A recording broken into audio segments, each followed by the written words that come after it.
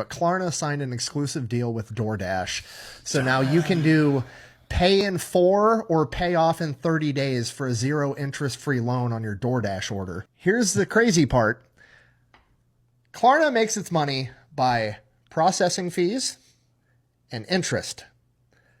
Credit cards make their money by processing fees and interest, but they're not regulated as credit cards or lines of credit. Buy now, pay later it's probably one of my number one most hated forms of debt. It's so sneaky.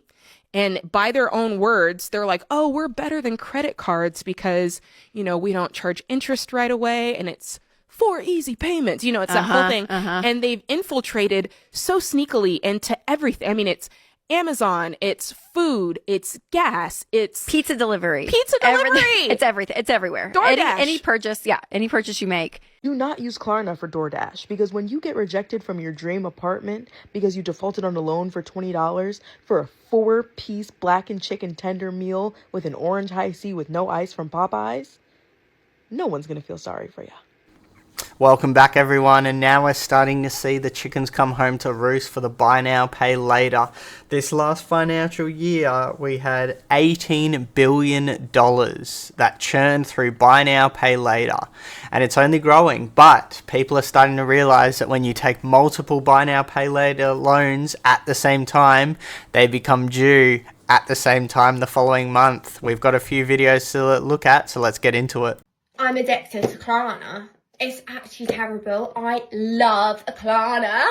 Like, genuinely, you are my best friend. This iPad was not £300, it was £100, alright? It's brilliant, the pay-in free. I love you. But it makes me think I have money, more money than what I have. I'm like, okay, it's £500, but it's not. It's like 175. Do you know what I mean? Like, it's terrible, but...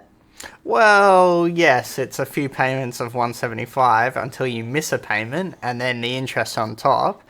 I mean, it's funny how people justify these things. $500 for an iPad or 175 for a few installments. It just creates its own problem where people just feel like, oh yeah, now I've got extra money to spend on other things, maybe a case or pens or whatever for it. And that's when we start to see it snowball. I partnered with PayPal and I finally upgraded my mom routine with something I've wanted for so long from TikTok Shop. As a mom of 2, finding time for myself is hard, so I ordered a vibrating pad that would make moving my body easier at home. And the best part, I checked out using PayPal Pay Monthly right inside the TikTok Shop. So instead of paying everything up front, I could split the cost into predictable monthly payments that worked better for me with no hidden or late fees. Well, PayPal has entered the chat. So I didn't even know about this. This was probably the first time I've seen it, that PayPal has now entered the buy now, pay later as well. As if we didn't need more people in this space, but they're now trying to get a slice of the pie. However, there is some hope. There's now another app that you can use to fix up and keep track of the payments that you were making with your buy now, pay later. Now let's hear from those. Okay, be honest. How many buy now, pay later payments do you have coming out this month that you have completely lost track of? I genuinely thought that I had like 2, but then I looked at my bank account and I realized that I had way more than I remembered. It actually got so bad that one of the payments hit when I wasn't expecting it and it overdrafted my account. That was honestly my wake-up call. I wasn't trying to overspend. I just kept choosing the payment plans because they felt way more manageable in the moment. But after a while, they all started stacking up and I completely lost track of what was coming out and when. Decided that I finally needed a system that would help me pay these off without having to think about it every single day. I've been using Ditch, and what I like about it is that it automatically rounds up my everyday purchases and then puts that spare change toward one of my buy now, pay later payments. To be honest, how many buy now, pay later transactions do you have that you completely lost track of? I've had a lot, and I actually had no idea, but I literally overdrafted my account with some buy now, pay later payments, and now I've decided to get a handle on it with Ditch. It rounds up and then sends the change to my Klarna.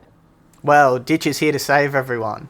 But when you actually look at it, I did a quick Google search, and Ditch is a subscription-based model, so you have to pay to actually use that service. But if you're already struggling and losing track of what purchase you made with your buy now, pay later, adding a subscription on top isn't the best way to handle that, in my opinion. I think you're just adding more things to mentally remember.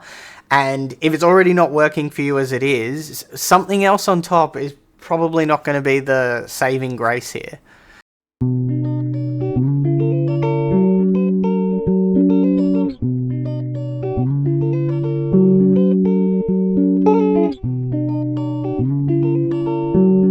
And there we go, the final piece of the puzzle. When they all come home and your payments all are due within a week of each other or maybe on the same day, it all hits at once. And if it overdraws your account or you don't have enough money in there, well, then that's when the issue comes. And I think that's the piece I wanted to leave on with this.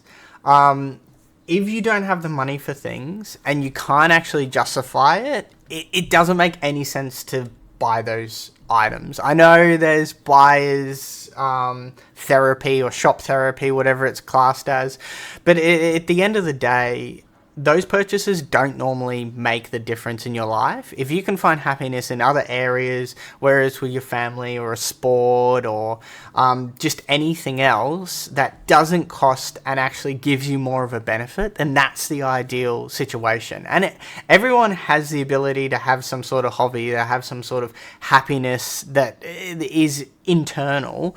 And when you search for that and you're able to find it, it's self-sufficient. You don't need to keep buying things. You don't need to keep looking at the next best item or the next shiniest device. And it just makes it so you're able to live a life of happiness without this commercial commodities just constantly bombarding your feed and taking over your life and your finances. People thought COVID and lockdown was the boom of the buy now, pay later. And to some extent it was, but I think we're seeing a resurgence now that isn't tracked. At least with COVID, it got a lot of media exposure and people are talking about it and warning others, stay away, don't trust it. But now it's sort of making a bit of a comeback, and it's not as in the limelight as it once was. So it's getting away with a lot more than it should be. I mean, they always pin credit cards and buy now, pay later against each other. And when you think about it, credit cards are a good tool and they can be used well. They can build credit, but then there's the other side of it where you can get the cashbacks, you can get the points. We use a credit card as soon as we make a purchase. Doesn't matter the dollars and the cents, we'll transfer the money straight away. And we just do weekly shops and everything like that just to build up some credit and some points in the background, and it's paid off straight away, so we don't even wait for the statement to come in. And credit cards can be utilized like that, whereas buy now, pay later, if anything, just affect your credit score, because when there's a hard pull on your credit, they'll see all these transactions and all these payments go through, and it doesn't help when you're buying all these consumer items and then having multiple buy now, pay laters all try and draw at the same time. So look, thank you guys for watching. This was a bit of a different one. I just wanted to try it out. Bit of a commentary sort of aspect on it, and yeah, let me know what you guys want to see next. Move in deeper in a second. But the economic world wants to push you real hard into the buy now, pay later. You can have the dream and you can pay for it over time.